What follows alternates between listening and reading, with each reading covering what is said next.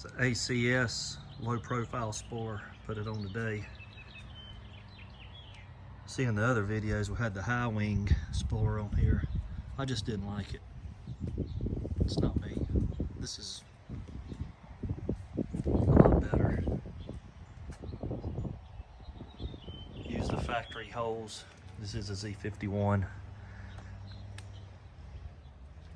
Get in the trunk easier.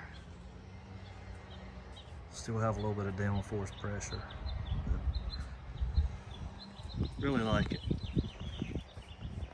Took me about 3 hours by myself. Take this back end off.